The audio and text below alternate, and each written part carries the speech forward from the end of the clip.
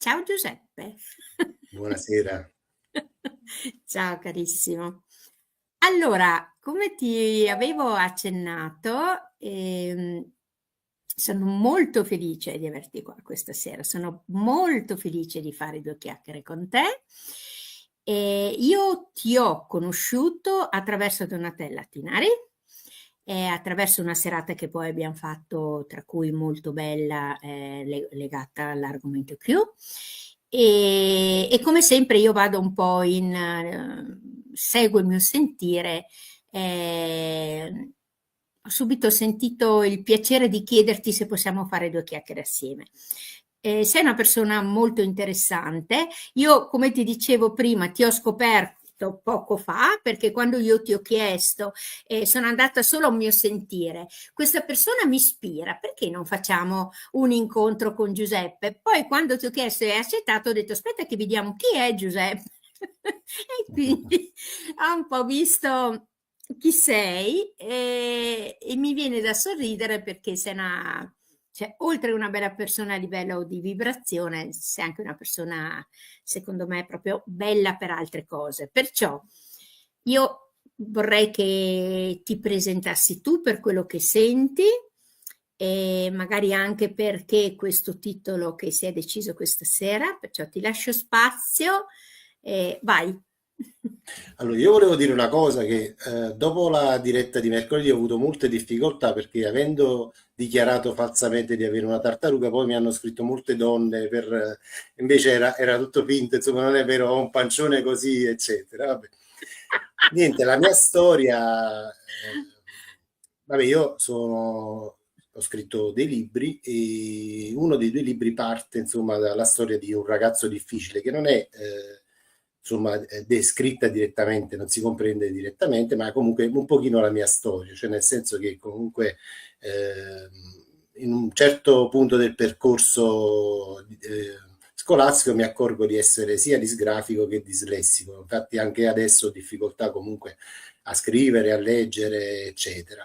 E questo percorso però, che per molti può essere penalizzante, per me è stata una grande ricchezza perché mi ha portato a zoppicare per molti anni della mia vita, però poi a un certo punto è diventato, tra virgolette, da handicap, è diventata risorsa perché vabbè, sono uno che alle superiori ha perso anche un anno, proprio queste difficoltà mi portavano a non adorare lo studio, ho fatto un tipo di scuola che non era insomma consona ai miei desideri, alle mie passioni e con l'università invece qualcosa è cambiato perché poi ho scelto la facoltà di sociologia perché sono sempre stato affascinato poi Mm. dalle dinamiche sociali, dalle persone, eccetera. E mentre ho iniziato insomma questo percorso, mi sono capitate una serie di cose che poi mi hanno cambiato la vita. A parte l'aver frequentato una parrocchia che io avevo dei genitori che andando male a scuola non comprendevano poi le mie difficoltà e avevano sempre un atteggiamento penalizzante nei miei confronti. E invece poi ho avuto la fortuna di incontrare in alcuni percorsi anche parrocchiali degli educatori che mi hanno mostrato poi le qualità che avevo, il mio quoziente emotivo, da qualche parte anche intellettivo, no? Eccetera. E, e quindi poi da lì è iniziato questo piccolo cambiamento e sono avvenute due cose. Un mio amico in effetti faceva volontariato con ragazzi disabili e io più o meno il mio percorso, già l'ho detto in altre interviste, è sempre iniziato per negazione, cioè io non riuscirei mai a fare questa cosa qui e vedevo questo mio amico come un eroe, dicevo, guarda, questo riesce a lavorare con i ragazzi disabili, cosa che io non riuscirei a fare mai. E nello stesso tempo, insomma, era uscito un corso per operatore di strada. E quindi mi sono lanciato poi dalle mie parti, aprivo un centro per ragazzi disabili e sono stato uno dei fondatori di questo centro. Mi sono lanciato nonostante temevo di avere difficoltà.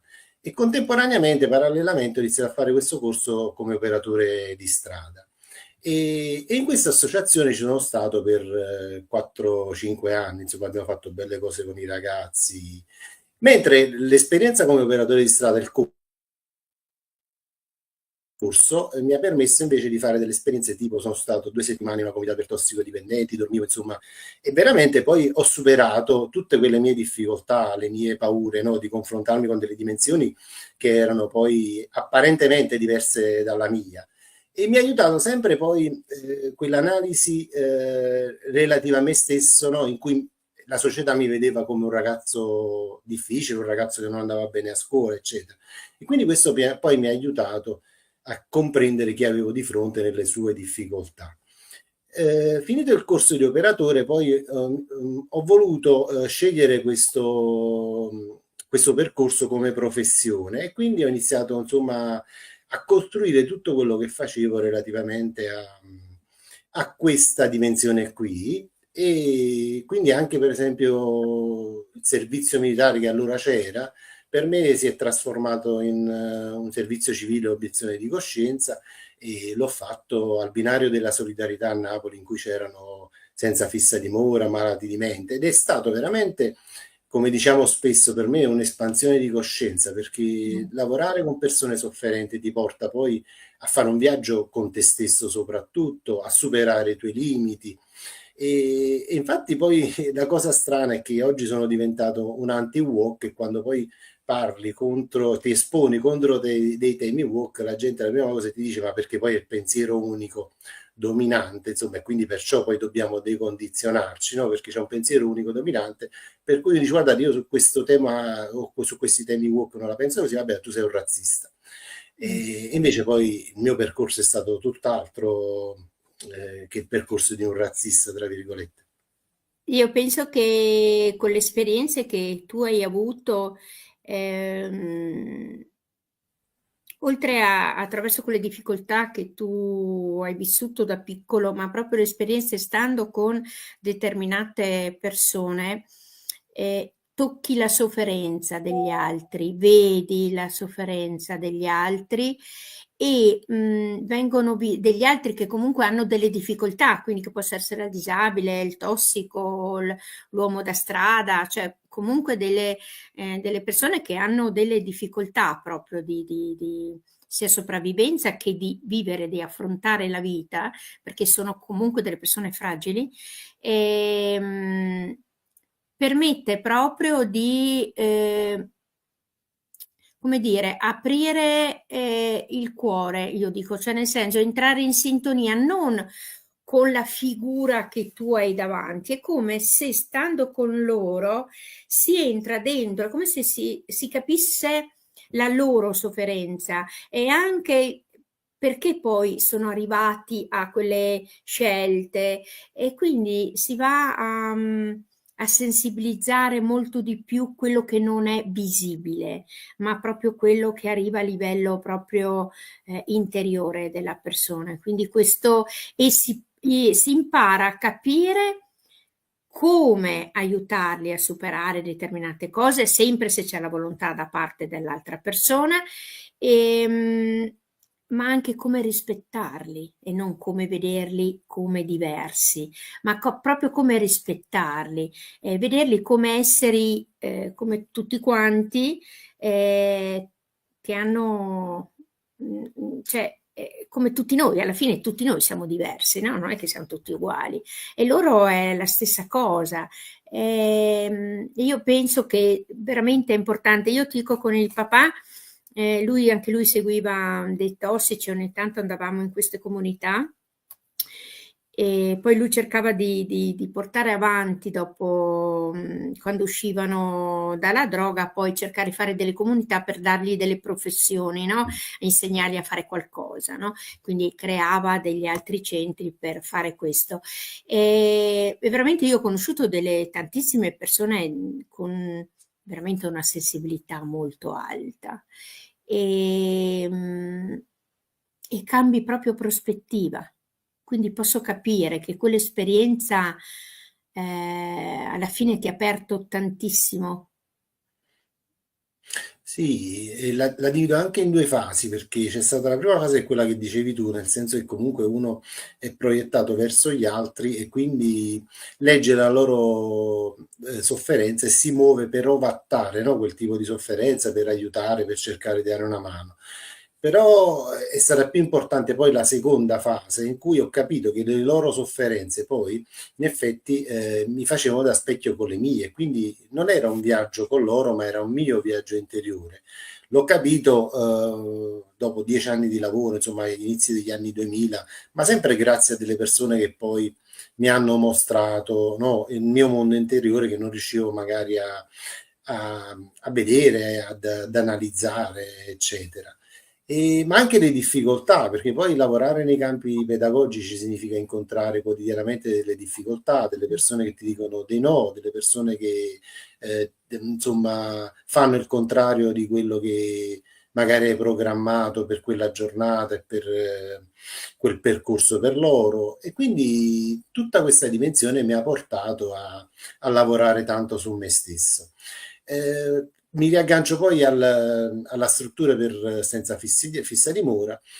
Da quel momento là ho iniziato poi a cercare di professionalizzarmi sempre di più, però i fondi ministeriali europei erano molto concentrati sui minori. E quindi però io poi avevo un tabù, quello dei minori per me era un tabù, non sarei mai riuscito a lavorare con i minori. E poi come nelle altre sfide, insomma, mi sono insomma, raggirato le maniche e mi sono buttato in queste avventure.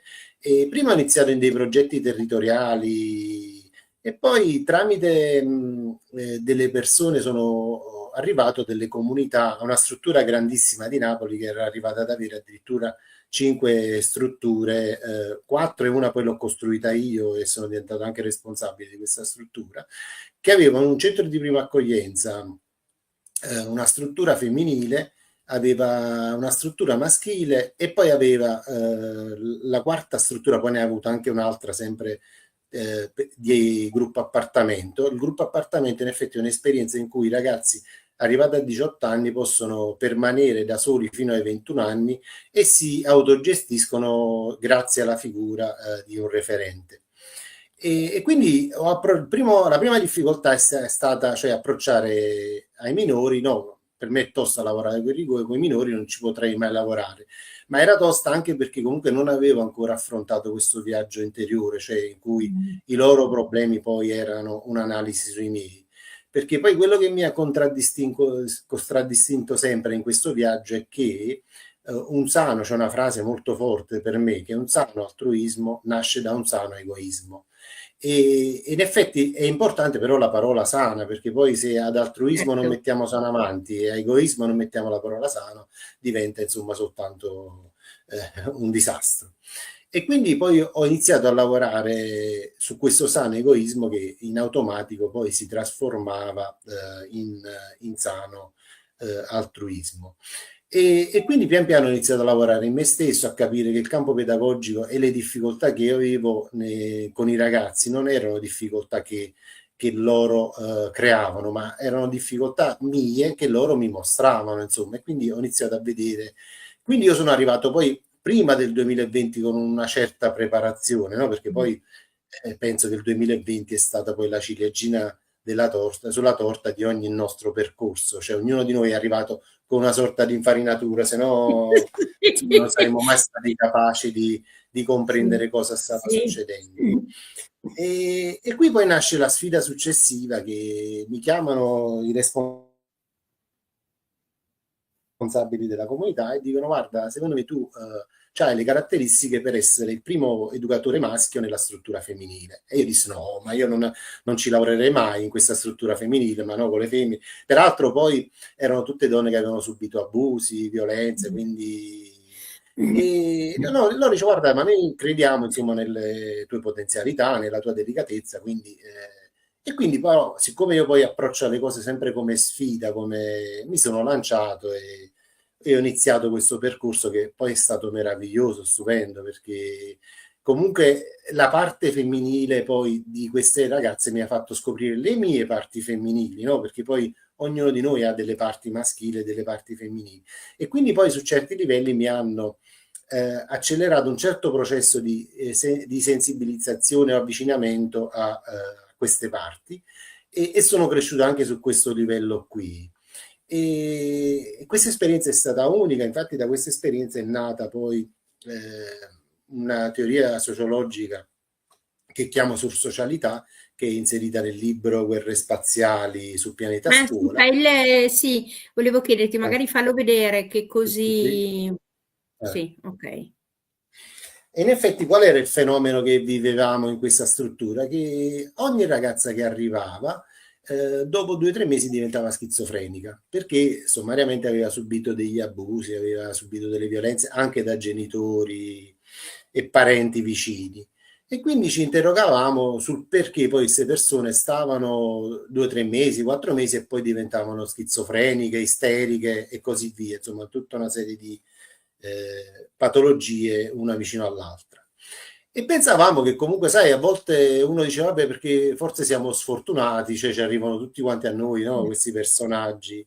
E invece poi facendo un grande lavoro su noi stessi, e quindi poi da qui nasce la teoria della sursocialità, ci siamo accorti che la fabbrica della follia eravamo noi, e quindi perché se uno inizia a leggere quello che succede fuori, dentro di te ti rendi conto che poi siamo noi che attiviamo dei meccanismi che portano poi una persona che è arrivata, diciamo ovattata, va, perché comunque, oppure stordita, va, forse stordita è meglio come termine, attivando noi dei meccanismi poi li portavamo alla follia. Però pensavamo, sai, la mettavamo sulla sfortuna, invece su certi livelli la sfortuna non esiste, siamo noi che determiniamo dei percorsi.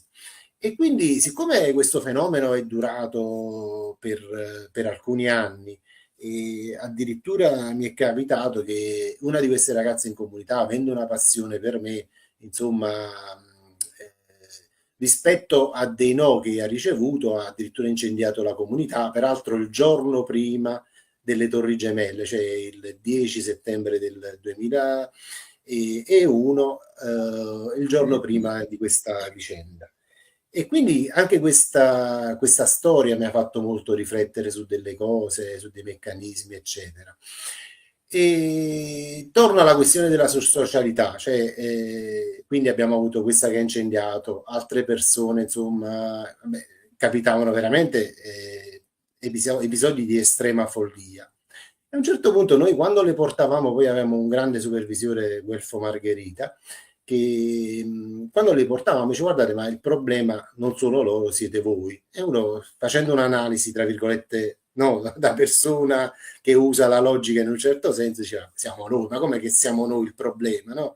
Cioè, ma questo che sta dicendo? Cioè, questo viene qua, si prende i soldi e invece poi osservando, comprendendo, studiando, perché poi parallelamente continuavo gli studi di sociologia, anche attraverso lo studio di un certo antropologo, Marc Augé, che ponendo una sua teoria sulla globalizzazione che si chiama surmodernità, cioè nel senso che dice che la globalizzazione ha un po' cambiato la concezione che noi abbiamo dello spazio, del tempo, delle identità, perché attraverso i media, cioè non esiste più, cioè noi, la storia praticamente succede un fatto in Indonesia, succede un fatto in Cina, succede un fatto in Ucraina, succede un fatto in Palestina. Quindi questa storia, luoghi lontani, in effetti ce li ritroviamo ogni giorno a pranzo mentre stiamo mangiando, no? Mentre stiamo facendo delle cose, e vengono poi a restringere sia lo spazio che il tempo, perché gli avvenimenti diventano, se guardiamo dal 2020 ad oggi, gli avvenimenti sono stati talmente tanti che questi 5 anni possono essere racchiusi in un anno, cioè dici guarda è volato, cioè, ma è un anno, invece poi ti giri e sono passati 5 anni. E cioè, il tempo è come se scorresse in maniera diversa, no? Grazie a tutti questi eventi. E poi c'è la terza variabile, quindi relativa all'identificazione dei destini, perché attraverso i media, attraverso i TG, noi riusciamo come si dice, a proiettarci in dei destini che magari non penseremo mai, come per esempio vedo la TV, uno ha fatto un incidente, oggi sentivo che uno è caduto da un albero, è caduto con la testa a terra. Allora magari cose che nella nostra mente non sarebbero mai nate, nascono perché ce le seminano. Sì. E quindi entriamo in queste dinamiche di paura, cioè, arrivo a quel semino che ci fa capire che poi ci può capitare qualsiasi cosa e insomma questa cosa poi coinvolge in maniera estrema le nostre vite. E quindi poi ho iniziato ad osservare quello che succedeva nella comunità partendo da questa teoria della surmodernità, che peraltro la supermodernità tra virgolette, una dinamica, cioè crea non luoghi, no? Cioè il fatto di stare sempre, diventare quasi automi, insomma, non avere tempo, non avere spazio, avere identificazione sempre su vibrazioni negative, anche nella relazione con l'altro, noi ci incontriamo ma senza incontrarci mai, proprio come avviene in un aeroporto, in una stazione in cui ci passiamo a fianco, ci sfioriamo, ci tocchiamo, ma poi ognuno prende, no, una via sua. Mentre prima, lo raccontavo anche in una puntata sul mio canale, quando andavamo dal medico ci fermavamo, parlavamo con le persone anche se non le Sì. conoscevamo. Invece adesso un po' se i tempi nuovi che la società ci ha dato ci hanno cambiato a livello interiore. E quindi poi analizzando quello che accadeva in comunità attraverso questa visione di AG, ho iniziato a comprendere che la fabbrica, come diceva poi il nostro supervisore, la fabbrica della schizofrenia eravamo Eravate noi, voi. perché in effetti queste erano persone che avevano subito un trauma, no? Perché erano state abusate, eccetera, arrivavano da noi e noi subito li mettavamo su questo tapirulan sociale che è la scuola, che ne so, i corsi di preparazione, il dover uscire Sì. per forza, perché noi non esiste un vero sistema educativo.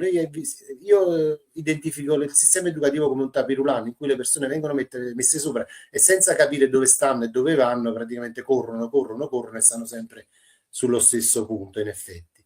E quindi addirittura, per esempio, alcune ragazze che dopo 3 mesi che stavano da noi dovevano andare in parrocchia a fare il percorso della comunione, cioè cose assurde, no? Cose veramente Mm. così.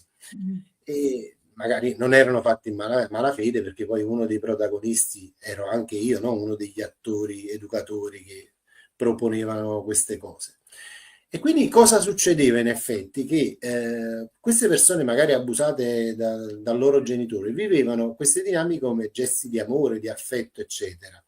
L'affrontare la dimensione della comunità li portava invece poi, perché molti miei colleghi hanno anche commesso dei gravi errori dicendo guarda tuo padre era un infame, per dirti, no? E quindi loro Mm. passavano da una situazione in cui pensavano che il papà gli aveva donato un gesto d'amore a capire, no, la dura verità che c'era dietro poi ai loro vissuti. Ma questo poi poteva avvenire anche a scuola, perché in effetti magari sai, tu hai mai avuto un fidanzatino? E uno diceva sì, io ho avuto mio padre come fidanzatino e magari la compagna di scuola gli diceva che schifo, insomma, no? Queste erano le dinamiche che si replicavano. E queste dinamiche poi dopo 5-6 mesi portavano poi ad avere queste gravi problematiche. Arrivavano veramente dei punti di rottura che quando arrivano poi non ci puoi fare più nulla. Quindi poi da questo studio ho chiamato questa teoria, come ho detto prima, sursocialità, cioè nel senso che ci siamo prefissati di creare uno spazio di accoglienza per queste ragazze quando arrivavano che fosse molto più lungo, anche di un anno, chiarendo anche con gli assistenti sociali che facevamo così perché avevamo capito che l'inserimento precoce o veloce, insomma, nelle varie reti scolastiche, istituzionali, Sì. poi era soltanto un danno e c'era veramente un'estrema fiducia, perché poi io solitamente, tendenzialmente parlo sempre male del sistema, ma ho avuto la fortuna di lavorare con assistenti sociali a Napoli, perché tu o sei preparato a Napoli o soccombi, no, a delle dinamiche particolari. Veramente mani avute molto che collaborative, molto preparate. E quindi Scusa, ti abbiamo iniziato. fermo qua due Sì, secondi sì. perché da questa tua frase, questa tua affermazione, mi aggancio a quello che tu hai detto prima, no? Che l'esterno è lo specchio. Quindi anche lì le assistenti sociali e i supporti a livello energetico che hai avuto dall'esterno è perché comunque sicuramente si è sciolto qualcosa all'interno e perché sono state, fra virgolette, attirate a livello energetico per proprio l'intenzione di modificare e migliorare questo supporto a queste persone. Quindi io penso che se noi anche ci rapportiamo in un certo modo, poi veramente l'universo ci manda le persone giuste nei momenti giusti. Chiudo parentesi, ti lascio proseguire.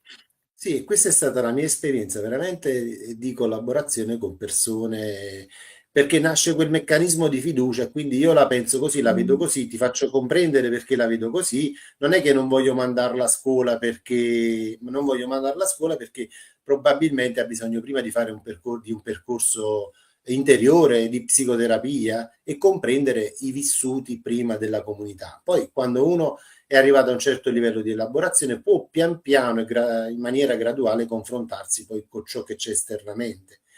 E quindi abbiamo cambiato approccio e ci ha portato a dei risultati ad avere poi che il luogo comunità era diventata un'isola felice. Mm. E, e quindi poi abbiamo, tra virgolette, chiuso la fabbrica della schizofrenia.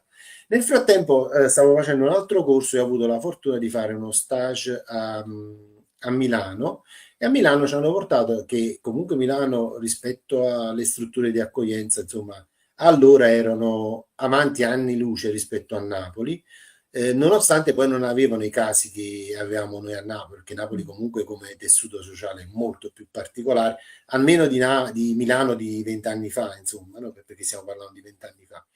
E quindi in questo tour delle varie strutture vidi una struttura che loro chiamavano di primo volo o gruppo appartamento, in cui i ragazzi o le ragazze che compivano 18 anni venivano mandate da sole a vivere, che poi anche per i tossicodipendenti o per i malati di mente si chiamano SIR, che si chiamano strutture intermedie in effetti, cioè è un Sì. percorso semi accompagnato, semi strutturato in cui che ti accompagna poi all'uscita totale e l'integrazione in società, che poi è un po' simile alla questione della socialità, no? Una integrazione lenta a ciò che verrà.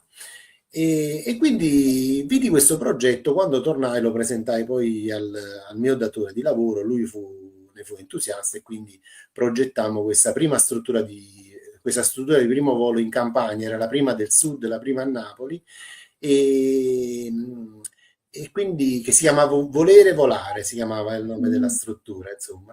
E sono stati veramente 5 anni di successo con i ragazzi. Noi davamo anche una paghetta ai ragazzi, molti erano immigrati, abbiamo avuto anche dei ragazzi che hanno avuto percorsi penali difficili perché sono stati coinvolti in incidenti, chiamiamoli incidenti mortali, va?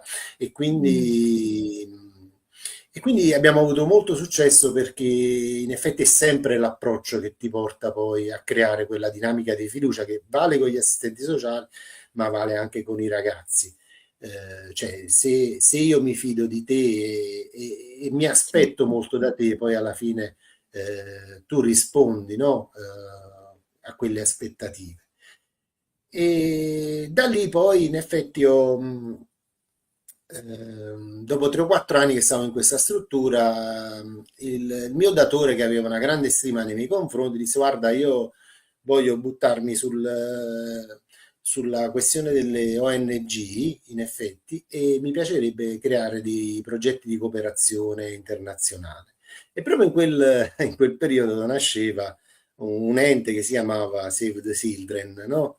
E vabbè, oggi sappiamo tutti chi c'è dietro questo ente. E lui Sì. faceva, ma come questi sono nati assieme a noi, sono diventati super potenti, ma come mai? Faceva, vabbè, io allora non li conoscevo e oggi è chiaro perché questi siano diventati così potenti, insomma, no? Sì. E vabbè, io alla fine quel percorso è stato bello perché noi ci siamo occupati della Romania e avevamo sede Lugos, vicino Timișoara, e in effetti che facevamo? Siccome non eravamo rientrati nei progetti europei, chiedevamo fondi per gestire questo centro perché poi ti faceva curriculum rispetto ai fondi europei e io ero responsabile di questo progetto. Però come lo finanziavamo? Siccome eravamo appoggiati a un ente di suore che io devo soltanto elogiare, che sono le suore di Giovanna Antida, che veramente lavorano nella povertà. Io le ho incontrate al binario della solidarietà, le ho conosciute lì, le ho conosciute nelle varie comunità. C'è gente che sta là, si sporca le mani e sta no, Mm. nella pupù assieme a te in trincea. E quindi a Lugos c'era una struttura proprio delle suore di Giovanna Antida e assieme costruimmo questo progetto che era tutto finanziato da noi e la comunità europea non ci diede nulla. E noi praticamente facevamo i soldi con le uova di Pasqua, i panettoni di Natale, no? E creiamo questa sorta di logo. Poi lì le cose non costavano tantissimo, quindi gestire un centro significava che noi dovevamo riuscire a racimolare 4.000 euro e le suore altri 4.000 euro, e quindi con 8.000 riuscivamo a gestire un luogo di estrema povertà, perché in effetti noi lavoravamo in un quartiere povero di Lugos, già era una città abbastanza povera, ma la periferia era fatta di case costruite tra pietre e calce, case che comunque, le intere case erano più piccole di questa stanza in cui Mm. sto adesso, dormivano quasi a terra. E una bella esperienza. Io prima ero un runner, correvo, quindi quando i periodi che stavo in Romania la mattina mi svegliavo e andavo a correre, ed era bello che loro mi chiamavano Pepe, Pepe, non riuscivano a dire il mio nome. E l'esperienza bella era che loro per andare a scuola dovevano fare 3 chilometri, che poi erano 3 chilometri che facevo io per arrivare al fiume, e questa fila di bambini, perché poi si mettevano in carovane di 30-40 di loro, e si tenevano per mano, cioè cose che noi abbiamo perso e invece là le ritrovi qualche anno fa, cose stupende. Cioè, per me è stata un'emozione bellissima, che pure a certi livelli mi ha cambiato un po' la vita. E comunque vedere questi 40 bambini che correvano tutti quanti dietro, e io correvo avanti fino al fiume e loro mi seguivano, Pepe, Pepe, tutto il tempo a fare Pepe, Pepe, bellissimo. E vabbè, poi alla fine il progetto non è andato bene perché, come sappiamo benissimo, insomma, questi fondi europei vanno a questi enti che abbiamo detto prima, e quindi volente o nolente abbiamo dovuto cambiare, insomma, strategia e percorso. E vabbè, il percorso è lunghissimo perché sto raccontando 30 anni di storia, Che meraviglia. quindi Sì. 30 anni di storia. E vabbè, sono stato al centro di prima accoglienza ed è stato il periodo secondo me più brutto a livello educativo, perché a me piace molto la relazione, invece là arrivavano ragazzi, stavano un giorno e poi andavano via, venivano tra Mm. virgolette accompagnati, deportati, uso una parola per, per fare ironia sulla questione Trump, che ultimamente stanno Sì, deportando, uno sì. sposta per Mm, motivi sì. vari delle persone che usano il termine deportare. Venivano spostate in altre comunità e quindi poi non creavo mai una relazione, dovevo cominciare sempre da capo, e quindi poi chiesi di tornare, insomma, alla comunità femminile. Poi racconto due episodi molto divertenti, se c'è il tempo. Sì. Sì, guarda, sono le 9, abbiamo ancora 20 minuti. In effetti, al centro di prima accoglienza stavamo al quinto piano senza ascensore, e Aiuto. questo mio intervento mi ha fatto capire tantissimo su di me sempre. Ci arrivava la spesa tramite un rappresentante che ce la portava fino dentro al palazzo, però poi, siccome non c'era l'ascensore, dovevamo fare questi 5 piani a salire taniche di olio. E devo dire la verità che i ragazzi di questo centro di prima accoglienza poi ci hanno sempre aiutato, ci sono sempre dati una grossa mano. Siccome questo palazzo aveva un pozzo luce interno, e le cose leggere noi le salivamo con il filo e con il cesto sotto, che a Napoli chiamiamo il paniero, il panaro, insomma, no? Che si mette il pane dentro e Sì, si tira sì, sì. sopra. E vidi, c'era un ragazzo italiano che si chiamava come Giuseppe, e vidi che comunque aveva pensato di attaccare la tanica d'olio, quella là di 5 litri, ma non so quanti litri, di attaccarla alla corda e tirarsela per 5 piani. E io dissi: Giuseppe, non la fare questa cosa, perché qua si rompe, si scioglie la corda, si rompe il manico, cade a terra e facciamo un disastro, si fa male qualcuno. Vabbè, lui naturalmente non mi ascoltò, perché aveva bisogno di fare le sue esperienze. E mentre stavo parlando con il rappresentante che mi stava lasciando le fatture, senti un boato in questo pozzo luce interno praticamente aveva pensato bene di fare questa cosa. E lì salì poi sopra, cioè vabbè, il palazzo pieno d'olio, quindi buttammo 5, vabbè, fortunatamente non si fece male nessuno, un boato tremendo nel palazzo. E riempimmo di segatura la zona, poi salì sopra e io, preso un poco dall'episodio negativo, commisi un grande errore. Non guardai che il ragazzo era mortificato per quello che aveva fatto, no? Perché io poi l'intervento già l'avevo fatto prima dicendo non la fare questa cosa, quindi qualora arrivo sopra e ti vedo mortificato, cioè non c'è nessun intervento da fare, cioè tu hai compreso che hai realizzato un errore, tra virgolette, e invece io dalla la frustrazione di quel boato, eccetera, mi porto a dire: ma che cosa hai combinato? Io te l'avevo detto pure, no? Anche magari in maniera abbastanza Mm, aggressiva, tra virgolette. sì. E vabbè, poi finì il mio turno, andai via e quel ragazzo, in effetti, preso dal mio cattivo intervento, distrusse totalmente, insomma, il centro di prima accoglienza. E là mi ha fatto capire tante cose su di me, perché spesso noi gli interventi sono chiusi e invece noi non lo so, dobbiamo comunque poi sfogare su delle cose, delle dimensioni che abbiamo dentro, perché magari quel boato mi aveva scatenato qualcosa dentro e quindi poi prendercela con chi già ha compreso prima di noi cosa ha fatto, insomma. Eh, E questa cosa dici. Sì, no, che delle volte giustamente condivido appieno e lo sento nel mio stomaco proprio. Ehm, Come dici tu, per vari motivi non vediamo l'altro, che è consapevole di quello che ha fatto e delle volte noi non lo vediamo, nonostante appunto, cioè non ci soffermiamo a vedere, è più uno scarico nostro, ma anche una cioè, non dico solo uno scarico, per carità, perché delle volte è proprio anche paura, no? Perché magari delle volte vengono fatte delle azioni che possono mettere in pericolo loro stessi, no? Cioè, quindi, e allora la reazione è quella comunque di aggredire perché insomma ci siamo spaventati di qualcosa.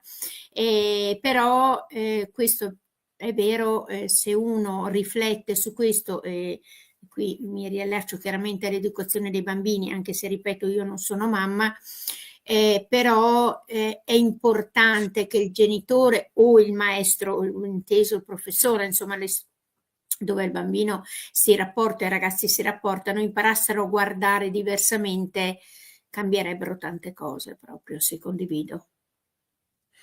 E quindi ritorna la parola decondizionarci, perché Sì. comunque poi alla fine noi agiamo sempre per condizionamenti, insomma, perché siamo Mm. condizionati da consuetudini, da modi di fare, perché spesso la pedagogia che utilizziamo non è vera e propria scienza, ma è pedagogia di strada, e la pedagogia con cui ha agito nei miei confronti mio padre, mia madre, e quindi la replichiamo, nonostante facciamo dei percorsi di formazione, poi non siamo in grado di capire che non va replicata, ma va replicato altro.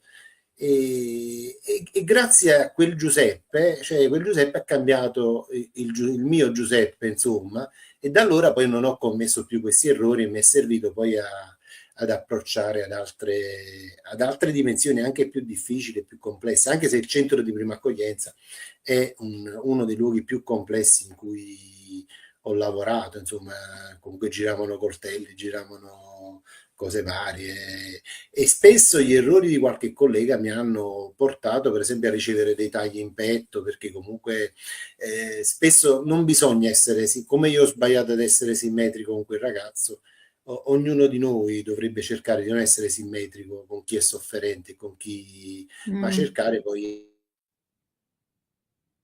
altri tipi di approcci per comprendere, come dicevi tu, l'altro dove sta. Perché poi secondo me tutto sta qua, nel momento in cui uno comprende l'altro come sta, l'altro lo vede che tu hai compreso dove sta e quindi si avvicina a Sì. te.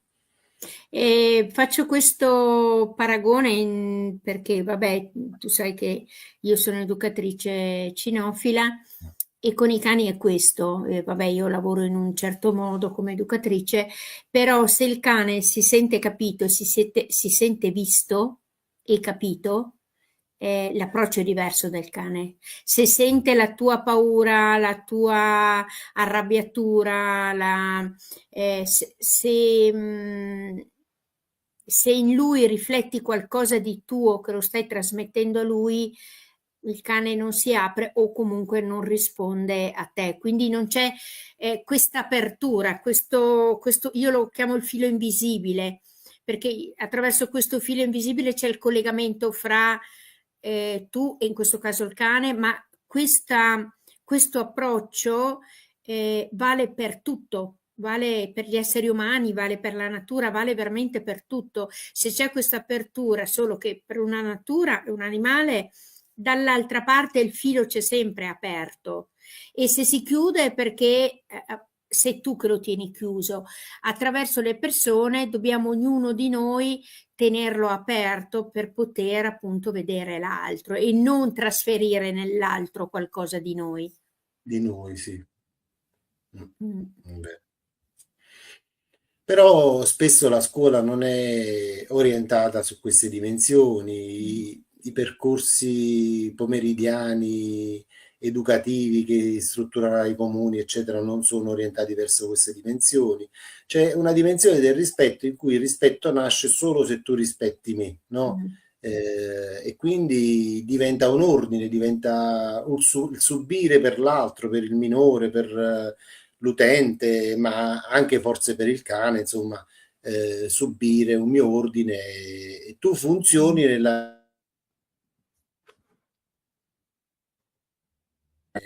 perché spesso sono anche ordini folli, quelli che noi portiamo avanti.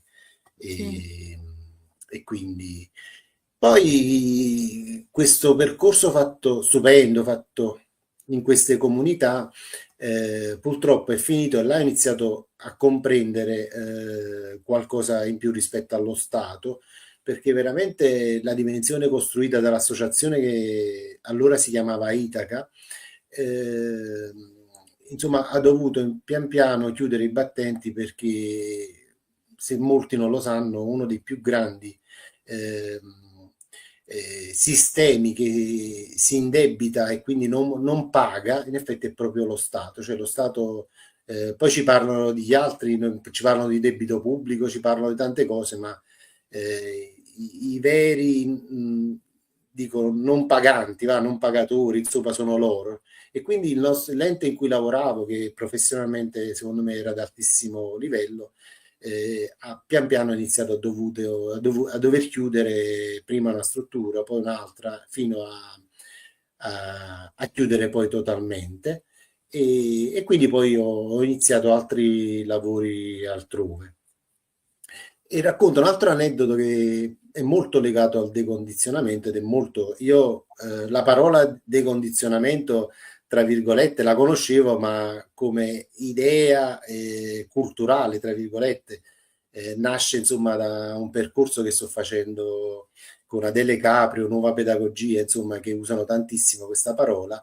Io più che decondizionato mi definivo un diseducatore, tra virgolette, perché le regole spesso, soprattutto quelle assurde, per me le ho sempre viste strette anche per i ragazzi e allora ho sempre cercato di mediare in quelle regole, perché tornando poi alla questione della pedagogia di strada, per molti la pedagogia è imporre regole, non è imporre, no, cioè imporre regole e non invece costruire qualcosa di diverso e comprendere, come dicevi tu, l'altro dove sta, perché tutta la dinamica qua è comprendere l'altro dove sta.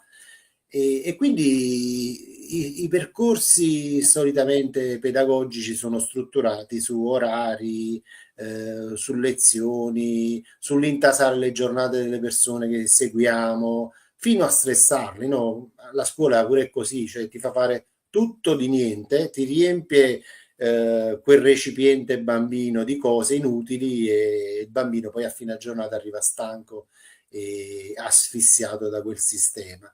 E io, essendo poi stato quel bambino difficile che ha avuto difficoltà anche di apprendimento, eccetera, ho sempre compreso più degli altri l'altro dove stava, no? E Mm. quindi questo poi è stato un vantaggio perché come educatore ho sempre poi ricevuto, tra virgolette, vicinanza da parte dei ragazzi. E questo episodio di decondizionamento lo racconto con... vivevamo un periodo difficile in queste 4-5 comunità perché veramente i soldi scarseggiavano, non percepivamo lo stipendio da tanto. E poi solo nel 2020 ho capito che poi il non pagare certe strutture così professionalmente organizzate è una volontà chiara del sistema perché loro non ci vogliono, ci vogliono insomma nella vibrazione negativa, quindi tutto quello che funziona invece deve disfunzionare. E vabbè, facciamo una riunione tutti con i miei colleghi, noi portavamo ogni anno i ragazzi in vacanza E i primi anni, quando c'erano più soldi, la comunità femminile faceva un mese a luglio e quella maschile un mese ad agosto, viceversa, no? Ogni anno. Quindi questi ragazzi, qualcuno di loro non aveva mai visto il mare, insomma, aveva la possibilità di stare un mese. Mm. Io poi, quando era il mio turno, tutti mi aspettavano che li portavo a ballare, li portavo, insomma, no, aspettavano il mio arrivo, perché poi ci dividevamo, insomma, le varie settimane con i colleghi. E quell'anno purtroppo, siccome erano finiti i soldi, e vabbè, scelte che io comprendo dell'istituzione, perché veramente, ripeto, è un'istituzione che rispetto molto, sono ancora in rapporto con i miei datori di lavoro, perché comunque sono state persone meravigliose, veramente che ci tenevano ai ragazzi, eccetera. Purtroppo quell'anno non riuscimmo ad andare in vacanza e noi andavamo a Diamante in vacanza solitamente e con le ragazze mi organizzai e facemmo una canzone di protesta contro la coordinatrice, che poi è una mia amica, cioè io ero educatore, organizzai una canzone di protesta e, e praticamente la facemmo su quella canzone di se mi sta sfuggendo, vabbè, dopo mi ricordo e mi ricollego. E comunque, vabbè, non andammo in vacanza e in effetti capito che poi non c'erano soldi, si ruppe anche il televisore sopra casa e diciamo noi facemmo una riunione, nella riunione in cui non percepivamo questi stipendi, io dissi guardate, è vero, c'è la questione degli stipendi, ma guardiamo che adesso noi affronteremo un agosto in effetti in cui le ragazze rimarranno a casa e non abbiamo neanche soldi per il televisore, quindi non potranno neanche vedere la TV, un caldo pazzesco perché in quella casa era all'ultimo piano, eccetera. Mm.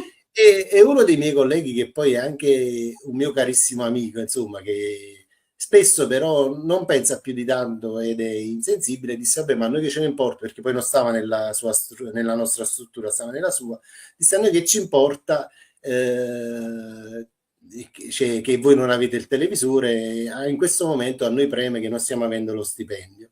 E allora questa cosa qua me la puntai proprio qui, no? E aspettai che lui stava in turno, scendemmo alla loro comunità, perché loro avevano televisione a schermo piatto, che allora era una novità Mm. enorme, a colori, e tutta una serie di cose. E poi, sai, siccome noi eravamo dislocati sulla montagna, e poi c'erano dei rapporti interpersonali tra, ti ripeto, tra questa coordinatrice che stimo tanto, però con la nostra coordinatrice in quel momento, e allora, sai, delle cose arrivavano più alla comunità maschile, cioè noi eravamo i figliastri, va, tra Sì. virgolette. Sono errori che poi avvengono perché veramente è la mancanza di soldi, la mancanza, cioè a volte uno inizia a sragionare nelle dinamiche. Mm. E quindi che cosa feci? Mi organizzai con le 7-8 ragazze della mia comunità, con la mia collega di turno, perché lavoriamo sempre in coppia io e una collega, e andammo giù a questa comunità maschile e dissi, guarda, abbiamo chiamato la coordinatrice, ha detto che ci possiamo prendere il vostro televisore, domani arriverà a voi il televisore, no? Ma andai proprio perché c'era quel mio amico in turno, no? Siccome questo televisore era i primi a schermo piatto, ma era tipo 40 pollici, ma era pesantissimo, e noi dovevamo fare una cosa come 1000 metri a salirlo in salita, in effetti, lui disse, vabbè, prendetelo il televisore, cioè, ci sfidò, disse, tanto questi fanno finta e poi non se lo porteranno mai. E quindi noi ci mettemmo 8-9 di noi, prendemmo questo televisore, ce lo portammo giù e poi loro ci guardavano ridendo dicendo, vabbè, ma come si fanno a fare questi 1000 metri in salita con questo televisore? E invece poi trovammo vicino a un bidone della spazzatura dei manici di scopa, li infilammo sotto in effetti, e pian piano, a pochi metri alla volta, riuscimmo a salire questo televisore enorme praticamente per questa strada stretta di Napoli, al quinto, perché non solo quinto piano si chiama, dove stiamo noi si chiama Salita Miradois, ma poi sono tutte scale, quindi dovremmo fare le scale, le classiche scalinate di Napoli che si vedono, in più dovremmo fare i 5 piani. Comunque arrivata a casa la soddisfazione di aver preso questo televisore. Il giorno dopo, non ti dico il polverone che sollevammo. Praticamente tutta la comunità maschile incazzatissima con noi. I miei colleghi mi fecero eroe del giorno, insomma. La struttura centrale che era rimasta, che sarebbe il centro di prima accoglienza, il giorno dopo mi chiamarono, sei stato grande, sei stato unico, perché poi a volte quando, anche tra fratelli, quando circola un poco di ingiustizia, uno poi la percepisce, no? Però ripeto, era un'ingiustizia dovuta comunque alle Sì. dinamiche particolari. E il giorno dopo poi mi dovetti confrontare con questa coordinatrice che oggi è una mia grande amica, anche lei non è Sì. sierata e tutta una serie di cose. È Beh, proprio DNA. eh, lei praticamente avrebbe voluto in quel momento distruggermi, ma non l'ha fatto. Però i miei colleghi della struttura maschile vicino alle nostre ragazze dissero: Ma Giuseppe cosa vi ha insegnato a rubare? E loro dissero: No, Giuseppe ci ha insegnato che se noi viviamo un'ingiustizia, poi dobbiamo cercare, no, di ribaltare la situazione. E questi rimasero così come dei... perché le ragazze diedero una Le pere risposta. secche, sì. Eh, E allora, quindi poi questa nomea di diseducatore o decondizionatore, diciamo così, e in quel momento, cioè, ma mi arrivarono tante di quelle telefonate positive perché era più la gente che si complimentò per l'azione. Poi, mesi dopo, poi la storia volle che anche la comunità maschile per carenza di soldi chiuse e quindi tutti i maschili, cioè tutti i maschietti per un periodo si appoggiarono alla nostra struttura che era grande e quindi furono costretti a fare uno sfratto, quindi portare, non una deportazione, a fare uno sfratto e portare tutti i mobili importanti che avevano nella comunità giù sopra da noi. E io scherzando dissi vicino alla mia amica coordinatrice: hai visto, avete risparmiato i soldi dello spostamento del televisore. E lei mi disse: guarda, se ti avessi avuto nelle mani quei giorni ti avrei disintegrato. Però oggi quando ne parliamo ridiamo, insomma. Però vedi, poi è la dimensione, cioè qualcuno in quell'azione ci ha visto che io ho insegnato alle ragazze a rubare, e qualcun altro ci ha visto che io Certo, invece ho insegnato alle ragazze a non piegarsi alle dinamiche che poi il giusto, sì. sistema ci impone, capito? E Al- quindi ok, allora io ti fermo, Giuseppe, perché sono eh, le 9:20, mm, però ti fermo momentaneamente. Se a te eh, fa piacere, io vorrei proseguire perché secondo me c'è tanto altro da sì, dire, mm, proprio per queste tue mm, esperienze e anche mm, perché vorrei approfondire il discorso dei due libri, perché sono sì, comunque due libri diversi, ma sicuramente ci sarà qualcosa che li accomuna. mm. Quindi vorrei un attimino proseguire, diciamo fare la seconda parte della storia di una parte di vita di Giuseppe e quindi se per te va bene direi che facciamo un altro incontro dove proseguiamo. Sì, sì, sono felicissimo, sì, veramente invitami quando vuoi, mi fa piacere. Mi Oh, che sento in bello! sintonia con te, quindi poi non so se ti fischiavano le orecchie, ma io ti nomino da prima che tu mi conoscessi, quindi Ah, no, no, no, beh, allora devo dire effettivamente che è un periodo che mi fischiano, ma ne sono anche felice perché sembra che cambiano le frequenze, quindi se Mm, fischiano le orecchie è mm. positivo. Poi mi chiedo magari perché sono sempre più sorda, ma però io la tengo sul positivo e perché cambiano le energie e mi fischiano le orecchie. Quindi per me è questo. Però no, ma mi fa piacere, sono contenta, sono proprio felice perché anch'io mi trovo bene, insomma, confermo quello che avevo percepito all'inizio.